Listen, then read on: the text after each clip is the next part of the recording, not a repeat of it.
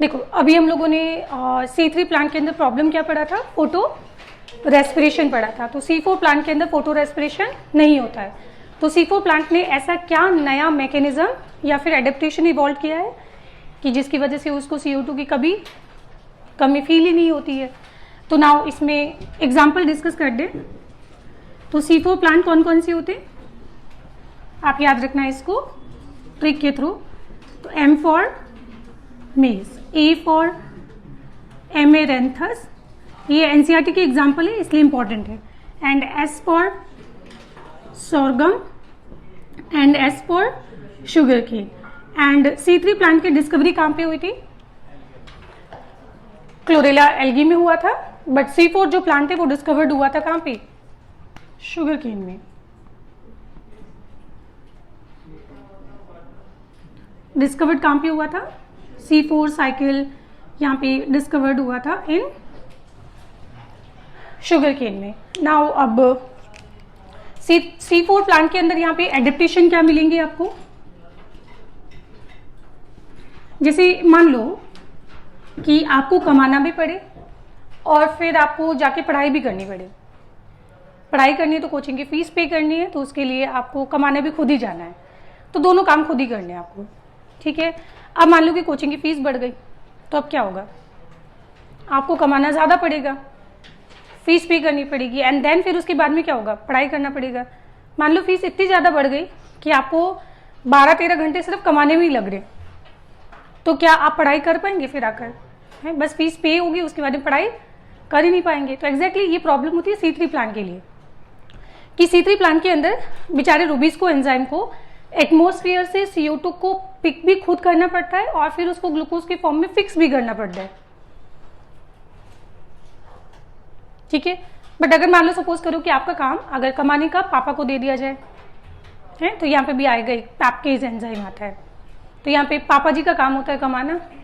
अब मान लो फीस कितनी भी बढ़ जाए तो उससे तुमको क्या फर्क पड़ेगा, क्योंकि तुम्हारा काम तो क्या है, सिर्फ पढ़ाई करना। तो अगर यहाँ पे अब क्या हुआ, कमाने वाला कोई और पढ़ाई करने वाला वो तुम है, कोई और कौन है। तो एग्जैक्टली मतलब एटमॉस्फेयर से CO2 को पिक करने वाला कोई और होगा, बट फिक्स करने वाला तो हमेशा कौन होगा, रूबिस्को। तो रूबिस्को को हमेशा CO2 की सप्लाई कर दी जाती है, कंटिन्यूसली CO2 की सप्लाई होती रहेगी। तो रूबिस्को एंजाइम को कभी भी CO2 की कमी फील होगी नहीं, एंड इस केस में रूबिस्को एंजाइम कभी फोटो रेस्पिरेशन फिर करेगा भी नहीं। तो ऐसा कैसे पॉसिबल है, तो इसमें पहले एडेप्टेशन में आपको मिलता है क्रेंज एनाटॉमी, क्रेंज एनाटॉमी। एंड एनाटॉमी क्या होता है, इंटरनल स्ट्रक्चर। क्रेंज क्या होता है, माला, जैसे कोई जीत जाता है तो उसको माला पहनाते हैं। हाँ, देखते हैं इस साल की एंड में कौन पहनता है माला। तो यहाँ पे ये कौन है, वास्कुलर बंडल हो गए, और ये कौन है, एपिडर्मिस, ये भी कौन है, एपिडर्मिस। तो एपिडर्मिस के बीच में यहाँ पे जो सेल्स होती है वो कौन होती है, मीजोफिल सेल्स है। मीजो मतलब क्या होता है, बीच में, मीजो मतलब बीच में, तो इनको मैं क्या बोल सकती हूँ, मीजोफिल सेल्स। दो एपिडर्मिस के बीच में सेल्स होती है मीजोफिल सेल्स। अब आपको वैस्कुलर बंडल दिखाई दे रहे, एक्चुअली इन वैस्कुलर बंडल के ऊपर यहाँ पे आपको देखने को मिलेगा सेल्स का एक लेयर। तो आपको ऐसा नहीं लगता है कि वैस्कुलर बंडल को हमने एक माला पहना दी है, तो दैट्स व्हाई इसको हम बोलते क्या है, क्रेंज, ठीक है। अब माला भी बेटा एक नहीं, ये लो एक और पहना दी, तो इन सेल्स को बोला क्या जाएगा, वैस्कुलर बंडल के ऊपर एक शीट या फिर लेयर बना रहा है तो उसको बोला जाएगा बंडल सी सेल्स। अब एक कॉमन सेंस यूज करो, एक कॉमन सेंस यूज करो, इसमें से एटमॉस्फेयर में से CO2 पिक कौन करेगा और फिक्स कौन करेगा, बस कॉमन सेंस से आंसर मिल जाएगा आपको। मीजोफिल सेल्स एनवायरमेंट के कौन से कांटेक्ट में है, तो इसका काम होता है CO2 को पिक करना, और पिक करने के बाद ये किसको सप्लाई करेगा, बंडल सेल सेल्स को। तो बंडल सेल सेल में कौन वेट कर रहा है, rubisco enzyme, and rubisco enzyme जो है वो क्या करेगा, वहां पे CO2 को फिक्स कर देगा। रूबिस्को एंजाइम CO2 को क्या कर देगा, फिक्स। तो एक्चुअली ये जो मीजोफिल सेल्स है वो एटमॉस्फेयर में से CO2 को कंटिन्यूसली पिक करती रहती है और सप्लाई करती रहती है। सिंस रुबिस्को एंजाइम को कभी भी CO2 की कमी फील होती नहीं है, दैट्स वाई हम बोलेंगे कि C4 प्लांट में प्रैक्टिकली फोटो रेस्पिरेशन नहीं होता है। ठीक है, चलो इन सेल्स के बारे में थोड़ा सा एक और चीज पढ़ेंगे अभी। दूसरी इसमें आपको देखने को मिलेगा डाइमॉर्फिक क्लोरोप्लास्ट। डाइमॉर्फिक क्या होंगे ये? क्लोरोप्लास्ट, मतलब 2 डिफरेंट साइज के आपको क्लोरोप्लास्ट देखने को मिलेंगे। चलो एक काम करते हैं, इसमें डिफरेंस समझते हैं। पहले BSc होती है कि MSc होती है? नहीं होती है, पहले आएगा मेसोफिल सेल्स, पहले MSc होती है बेटा, फिर बाद में BSc होती है। पागल कहेंगे। और दूसरी सेल कौन सी है? बंडल शीथ सेल्स, जिनको बोला जाएगा BSc। अब दोनों सेल में क्या फर्क दिखाई दे रहा है? दोनों में से बड़ी सेल कौन सी है? BSc बड़ी सेल है, बिगर BSc बिगर, ये वाली छोटी है mini, mesophyll cell mini. Chloroplast में भी फर्क होता है। इसके अंदर क्या मुझे बताइए, रुबिस्को एंजाइम का कोई रोल है क्या? नहीं। रुबिस्को एंजाइम कहाँ पे होता है? स्ट्रोमा में। तो इसमें स्ट्रोमा आपको क्या मिलेगा? कम। स्ट्रोमा होता क्या? लिक्विड ऑफ क्लोरोप्लास्ट, और क्लोरोप्लास्ट में अगर लिक्विड कम होगा तो उसका शेप भी, साइज भी क्या होगा? छोटा होगा। तो इन सेल्स के अंदर क्लोरोप्लास्ट आपको छोटे मिलते हैं, इन सेल्स के अंदर क्लोरोप्लास्ट आपको बड़े मिलेंगे। चलो पहला डिफरेंस मिलते हैं। ये क्या है? स्मॉल साइज सेल होती है, और ये कैसी होगी? लार्ज साइज की होगी। दूसरा, छोटी सेल में छोटे क्लोरोप्लास्ट, तो इसमें क्लोरोप्लास्ट भी कैसे मिलेंगे? छोटे क्लोरोप्लास्ट। और इसमें क्लोरोप्लास्ट कैसे होंगे? लार्ज साइज के क्लोरोप्लास्ट होंगे।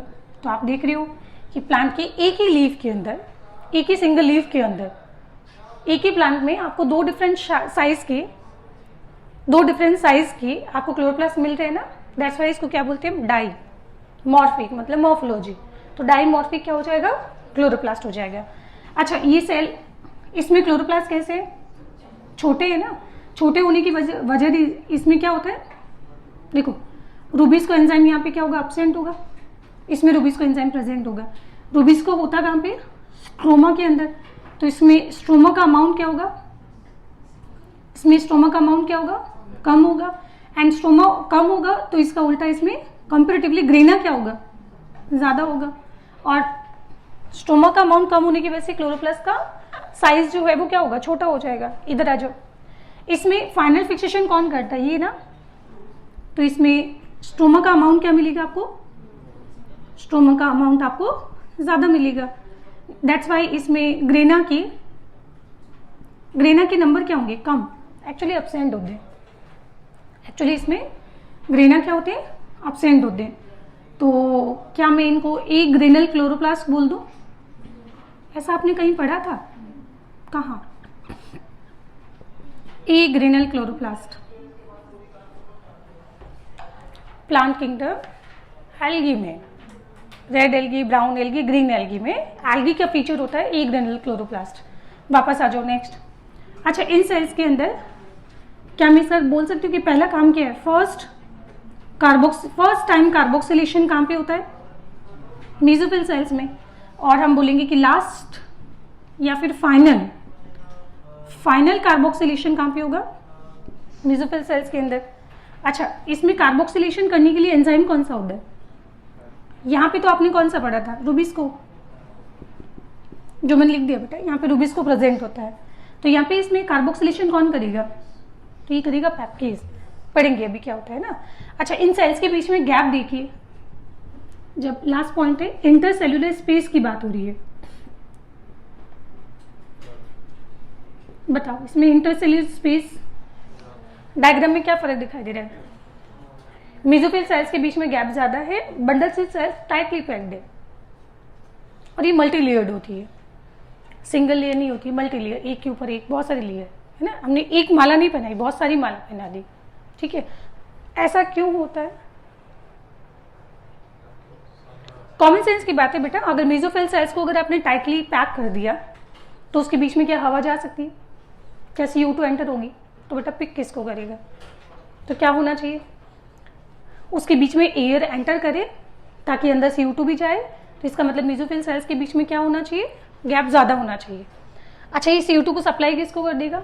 BSc को। अब BAC में से CO2 वापस गैसेस होती है, एस्केप करके भाग ना जाए, वो बाहर ना निकल जाए, लीकेज ना हो जाए। तो इस लीकेज को रोकने के लिए हमने क्या किया, इन सेल्स को टाइटली पैक्ड कर दिया। समझ आ गई? तो इसमें तो आपको क्या मिलेगा, इंटरसेलुलर स्पेस ज़्यादा मिलेंगे, बट यहाँ पे इंटरसेलुलर स्पेस आपको ना के बराबर मिलेंगी।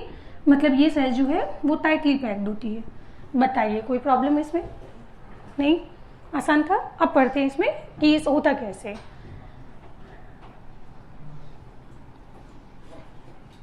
ये कौन सी सेल्स है? Mesophyll cell. और बंडल सी सेल्स हमें अभी बोला था कि बड़ी होती है, ये है बड़ी सेल्स। अच्छा, सेल और सेल आपस में किससे जुड़ी होती है? दो सेल के बीच में यहाँ पे कनेक्शन कौन बनाता है? Very nice. तो दो सेल के बीच में यहाँ पे क्या होता है? प्लाज्मोडेस्माटा होता है।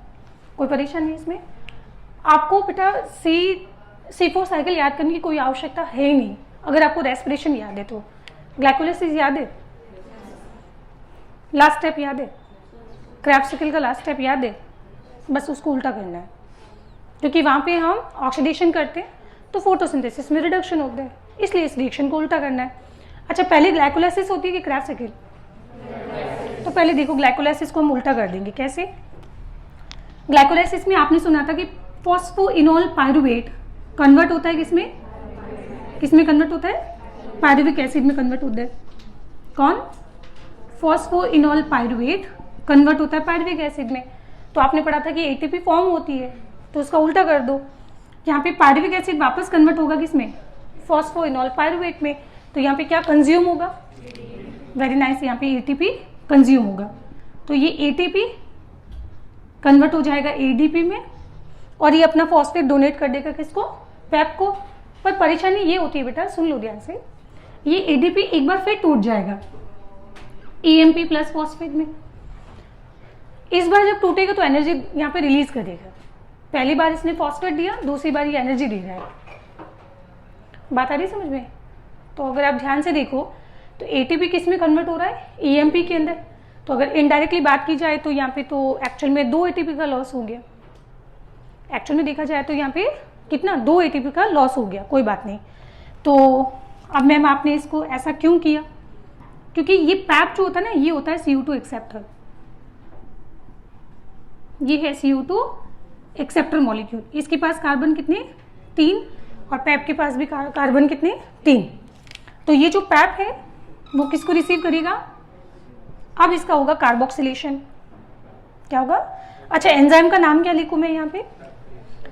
पायरुविक एसिड में ATP जो फॉस्फेट जोड़ रहा है, एक मॉलिक्यूल से दूसरे मॉलिक्यूल में फॉस्फेट किसने ट्रांसफर किया था? काइनेज ने। तो यहाँ पे एंजाइम का नाम क्या होगा? Pyruvate kinase. ठीक है।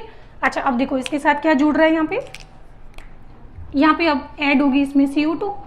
इसके पास कार्बन कितने? 3 कार्बन। CO2 के पास कार्बन कितना? 1 कार्बन। तो 3 + 1 कितना हुआ? 4 कार्बन।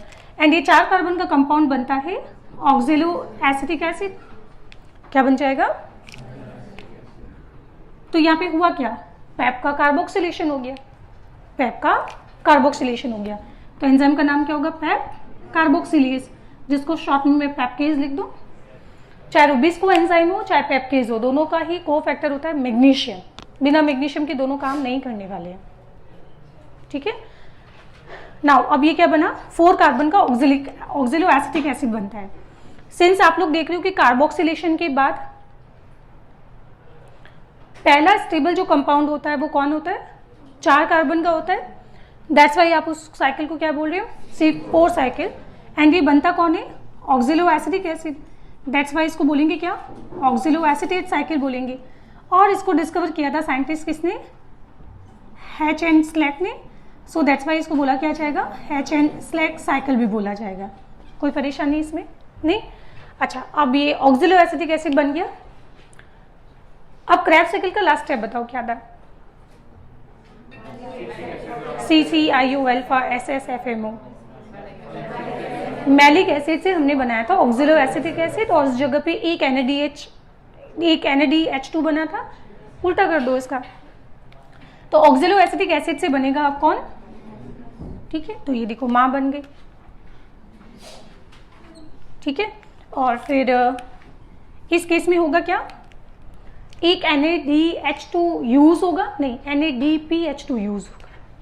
हाइड्रोजन कौन देगा यहाँ पे, तो यहाँ पे NADPH2 कन्वर्ट हो जाएगा किसमें, NADP में। एंजाइम का नाम होता है NADPH2 डिहाइड्रोजनेज, नहीं लिखना, काम का नहीं है, ठीक है। अब देखो ये माँ जो है यहाँ गई और माँ के पास कार्बन कितने हैं बोलो बेटा, इसमें तो हाइड्रोजन जुड़ा है ना, हाइड्रोजन जुड़ने से कार्बन की संख्या तो उतनी ही है, 4 ही रहेगी, 4 कार्बन। अब यहाँ पे माँ जो है वो डिसोशिएट हो जाएगी और बन जाएगी वापस 3 कार्बन का पायरुविक एसिड, एंड ये पायरुविक एसिड वापस उधर चला जाएगा। एंड क्या रिलीज हुआ यहाँ से, यहाँ पे रिलीज होगा CO2, एंड ये CO2 कहाँ चली जाएगी, यहाँ पे क्लोरोप्लास्ट के अंदर। और क्लोरोप्लास्ट में कौन वेट कर रहा है इसका, रूबिस्को एंजाइम। तो यहाँ पे अब कौन सी साइकिल चलेगी, तो मतलब C4 प्लांट में C3 साइकिल होती है या नहीं होती है, होती है बेटा, क्योंकि C3 साइकिल तो बेसिक साइकिल है, एक फंडामेंटल साइकिल है ग्लूकोज बनाने की, उसके बिना तो ग्लूकोज बन ही नहीं सकता है। हाँ, इसमें C3 के अलावा एक और एडिशनल साइकिल कौन सी चल रही है, C4 साइकिल, समझ आई बात, ठीक है। तो ये तो बेसिक साइकिल है, ये तो होगी, ठीक है ना। अब ये CO2 इसको यहाँ पे अवेलेबल हो जाएगी रूबिस्को को, तो इस रूबिस्को को कभी भी यहाँ पे CO2 की कमी फील होगी क्या, नहीं ना, दैट्स वाई ये फोटो रेस्पिरेशन करेगा भी नहीं। अच्छा, इसका मतलब क्या हुआ कि एटमॉस्फेयर में CO2 कम हुई थी, जिसको रूबिस्को तो नहीं पकड़ पाया, पर पैपकेज ने तो बड़ी आसानी से पकड़ लिया। इसका मतलब CO2 एटमॉस्फेयर में, सॉरी पैपकेज एटमॉस्फेयर में कम CO2 को भी बड़ी आसानी से पिक कर लेता है, मतलब PEPcase has more affinity for CO2 than RuBisCO, है ना। तो ये पॉइंट लिख लेते हैं। तो ये हमारी पापा जी है, रूबिस्को हैव मोर एफिनिटी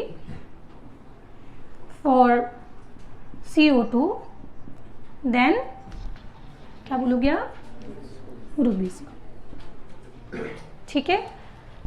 चलो अब देखो, तो ये क्या हो गया, ग्लाइकोलाइसिस का लास्ट स्टेप है, और ये वाला क्रैब साइकिल का लास्ट स्टेप है, बस हो गया, उल्टा करना था, बाकी ये तो आप जानते हो। एंड C3 साइकिल में भी मैंने बताया था कि क्या होता है, वो PGA से तो ग्लाइकोलाइसिस को उल्टा करना होता है। तो क्या एक्चुअली फोटोसिंथेसिस अलग से पढ़ने की जरूरत है क्या, अगर आपको रेस्पिरेशन याद है तो बेटा फोटो रेस्पिरेशन में कोई भी साइकिल आपको याद करने की आवश्यकता नहीं होगी, ठीक है।